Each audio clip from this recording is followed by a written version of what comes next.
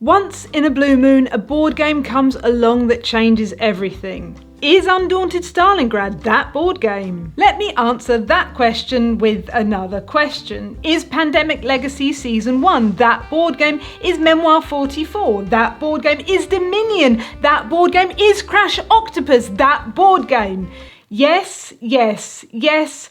No, although Crash Octopus should be that board game. I mention the other three for a reason, because mechanically and conceptually you could describe Undaunted Stalingrad as a genetic offspring of Pandemic Legacy, Dominion and Memoir, a product of a ludological menage a trois, but that's not the point of comparison that matters. You know that feeling when you first play a board game and you think, wow, this is transcendent, this is special, this is an experience that will sweep some people off their feet and make them touch, think and engage with board games differently. Well, that feeling is Undaunted Stalingrad. So then, what is this game? Well, let's turn to Efka for a brief overview. I said let's turn to Efka for a brief overview. They're not real Soviets, they're not going to take you back, it's just a board game.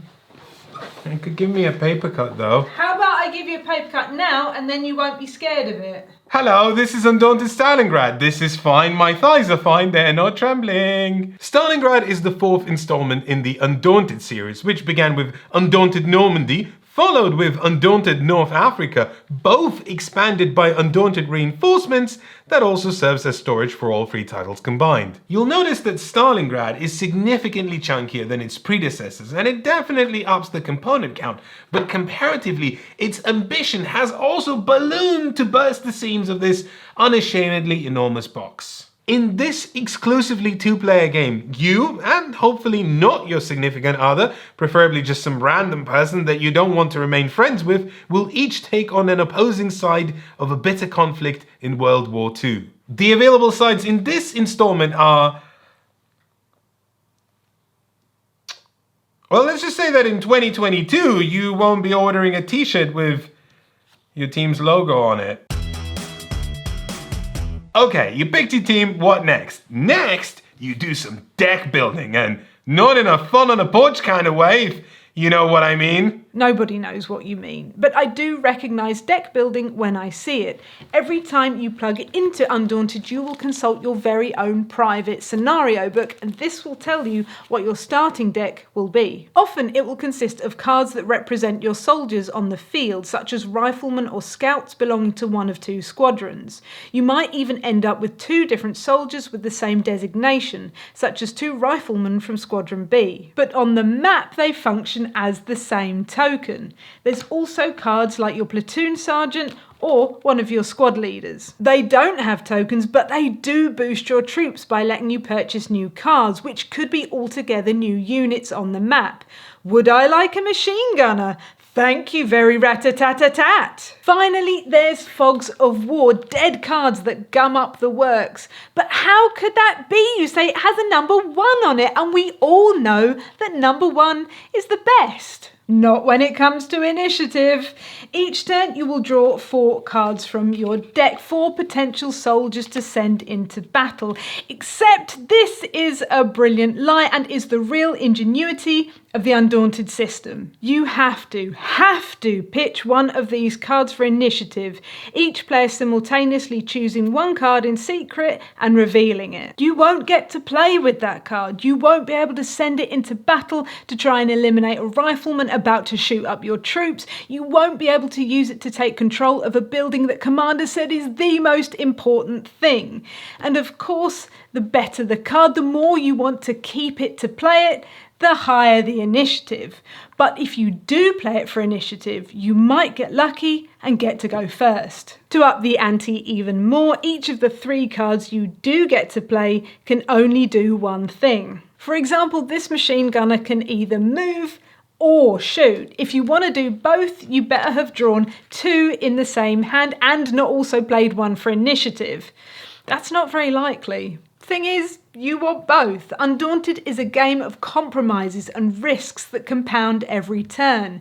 And it's very good at showing you your mistakes because so much of it is based on gambles. Imagine that you wanted that machine gunner to get in closer and storm the enemy lines. You spend your lone machine gunner card to move it in, imagining all the while what it must be like to be them. Alone, cold, with nothing to eat but your ushanka and nothing to wear but your loaf of bread, you sit there in a field and wait.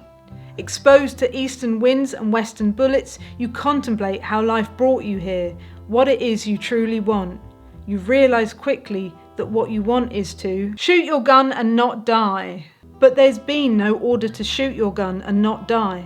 You ask your commander, "Sir, please, can I shoot my gun and not die?" And your commander replies, "Sorry, 1 sec, just seeing if commander approves it." Rifleman A, Rifleman B, Platoon Sergeant, Machine Gunner. Oh, but I really need those riflemen to advance. And I really want to buy some new troops with a Platoon Sergeant. Just hang in there, buddy. Any moment now.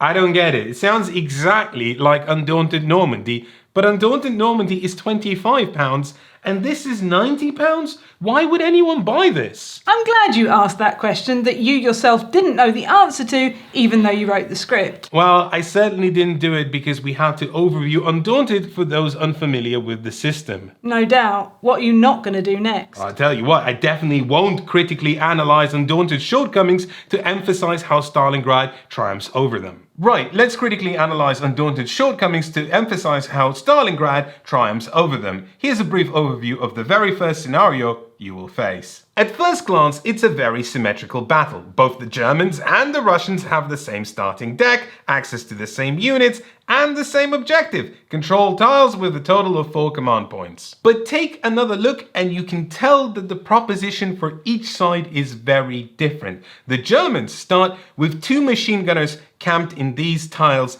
each tile being worth 2 points. If they can take control of both of them, that's the 4 points needed to win the scenario. The Russians have no option but to send their riflemen, the only units that can take control of tiles, through a bullet storm to even have a chance of winning. In mechanical terms, that means drawing a rifleman card, playing it to move. Now it's on a tile with a lower defense value, meaning the German machine gunners have an even better chance to shoot and kill that rifleman. Okay, so what if I want to move my Rifleman B again? Or what if I want to shoot with it? Well, it's in my discard now, so I have to go through my entire deck before I even get a chance to draw it again, because again, this is a deck builder. When your deck runs out, you take your discard pile, you shuffle it, and you make a new deck. Aha, but what if I purchase more Rifleman B? Well, that's great, but remember, this is the start of the game, so we just have our starting deck, and any cards we purchase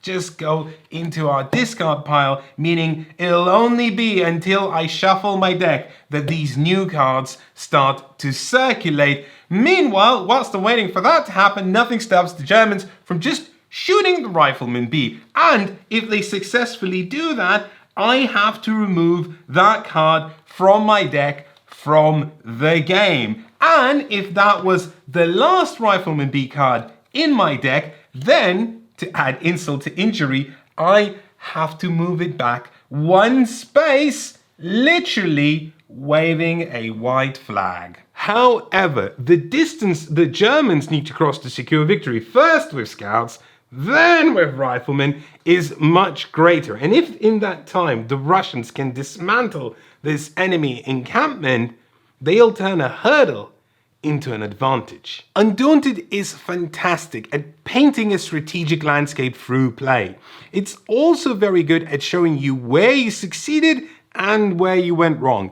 If you fumble getting your riflemen past the trenches and the Germans raced ahead and took control of the key points, well, the answer is clear. You were too careful. You did not recruit enough riflemen and it took you too long to get them there. You spent your scouts on removing fogs of war from your deck rather than scouting the tiles you actually needed to move into, because Scouting, again, is a double-edged sword. You do need to scout the tile first to be able to even move any units that aren't scouts into it. But then when you do that, you have to add another fog of war into your deck. Except that is a well-crafted illusion. In reality, Undaunted is a very robust system, but it's driven by two elements of high chance. You could draw an outrageous combination of cards at a time when they are entirely pointless, or everything could be going swimmingly, but in a key point of battle,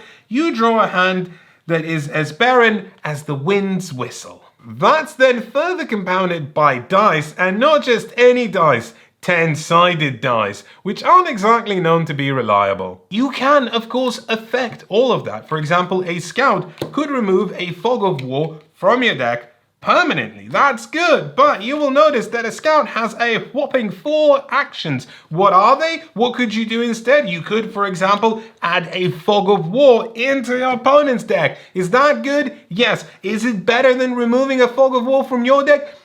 Who knows? You can also do other things. You can affect your chances in combat. For example, if I move this unit into this tile, it's now closer. It has to shoot at a closer unit. That's good. That increases your chances in combat at the cost of you being in a defenseless position. Every turn, every move, you're offered tactical choices that are tough to gauge. So you take chances, and Undaunted makes you believe that those choices mattered. That sounds like a criticism, and within the extent of a single game, it is. There's only so much of, well, that's war for you, that I can take when I invest myself into these decisions and then dice or cards. With original Undaunted, I found myself liking these systems, liking the narrative that they wove, but never really wanting much to return.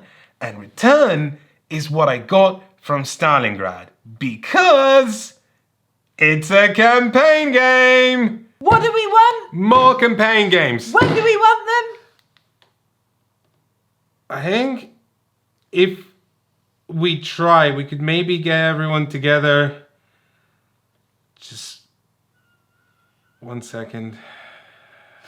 Campaign games might seem a touch less exciting in 2022, but if there was an award I would give to Undaunted Stalingrad, it would be Most Finishable Campaign Game Ever. Not only do you need to convince just one person to take on the Gauntlet, a task much easier if you have a potential victim loitering inside your house already, but the maximum 15 scenarios that you'll play are much less daunting when most games are between 30 and 45 minutes, with longer ones stretching to an hour. Sadly, Osprey Games decided to class anything that isn't the most basic Undaunted mechanisms as spoilers, a decision that precludes us from talking about some of the aspects of the game without most people switching off, which is a little bit baffling because 1, you learn a large bulk of it after the first scenario anyway, and 2, rules isn't exactly what make this campaign interesting.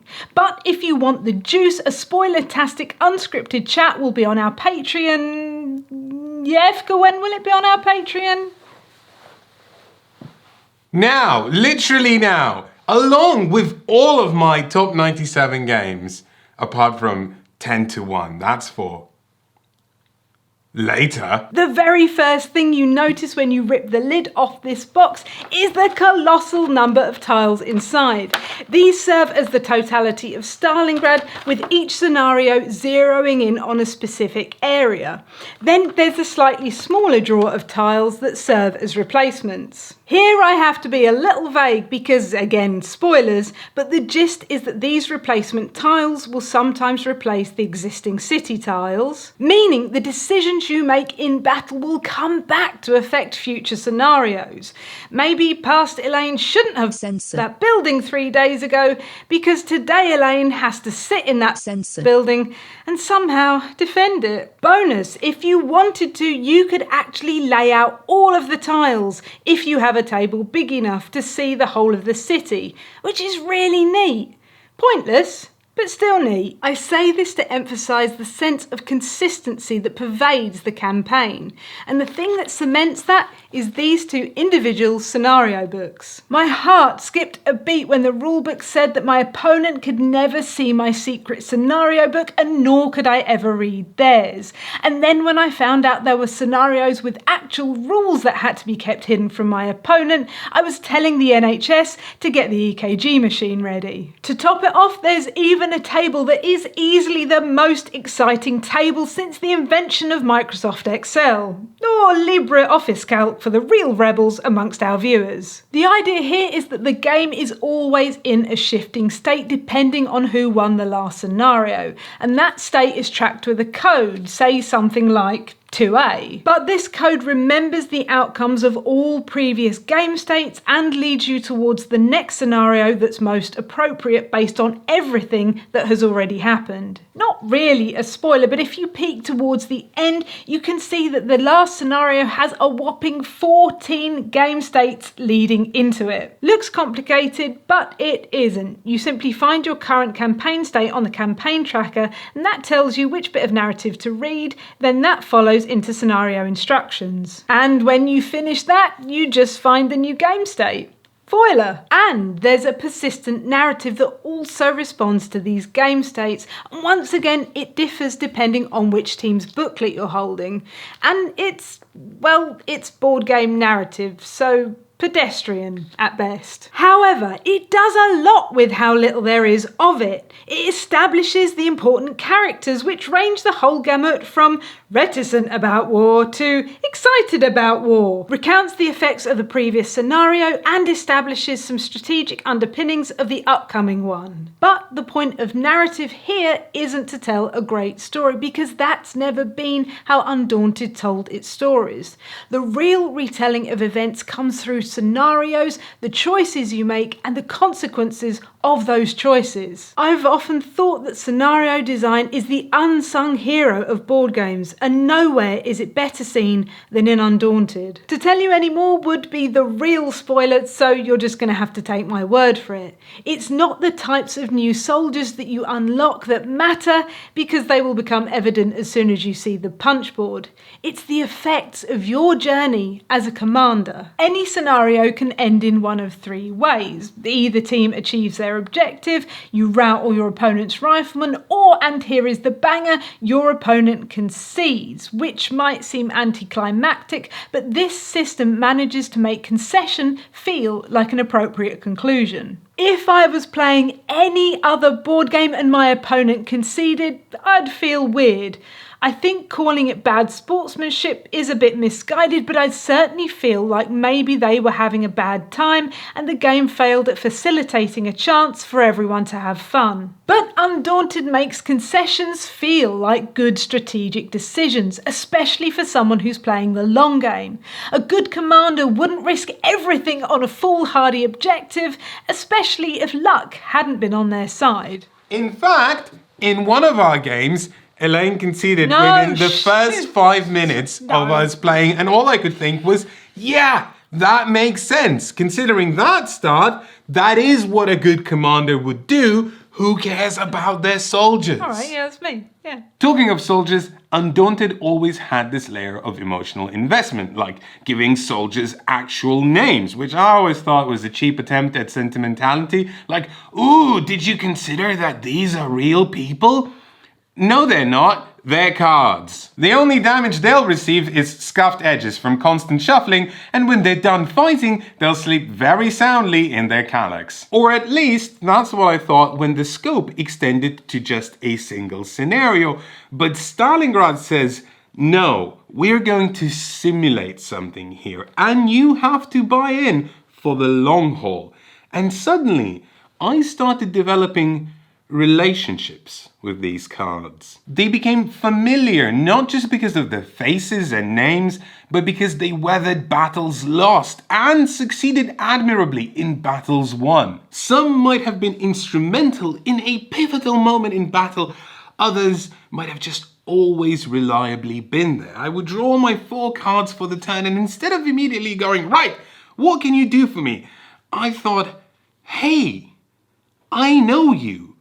You did that thing 2 scenarios ago. When Osprey Games sent us this copy, I thought, 15 scenarios of Undaunted? This is going to be the quickest review ever. And then we found ourselves managing to average just 2 scenarios a day because there's a real emotional weight to this game. The high luck theatrics, the veil of tactics and strategy, it all found a natural home. And despite all of that swinginess, after 14 games, we found ourselves even 7 victories each, readying for the final confrontation. And that's where Stalingrad decides to write it in and abandon its tight and brilliant, elegant scenario design and do a victory dance just before crossing the finish line. It pulls on its worst instincts, giving a crowd-pleasing finale instead of leaning into the threads and tones it's been so carefully cultivating throughout this entire campaign, which obviously ends up pleasing no one and falls flat. Just very quickly, so that people know exactly where we stand before you lean into the criticisms, what's the verdict? Well, game of the year so far, emphasis on the so far. What about you? Game of the year so far, emphasis on the so far for me too. Now you can do your thing. Right, that last scenario. I understand the platonic ideal of a satisfying finale, you know, the Avengers style showdown, but you might as well tip out the entire box onto the table and then rub your hands in it. You'll achieve the same level of mechanical fidelity. Also, not to pile on, but the emotional arc I undertook during this journey has been completely undermined by that, to the point where I began to doubt the intentionality of everything that I've experienced. That's of course just one scenario out of 15, but also as much as I think the game itself is worth the entry cost, the physical part of it doesn't exactly feel like £90. The bulk of the box is rammed with these tiles, which I would argue is the least impactful campaign element. Most of your mileage will come out of these locked, upgrade and reserve decks, the contents of which I again can't show you, but I think there's some clues in the names. But then if the cards are the star of the show, and because you have to shuffle them a lot,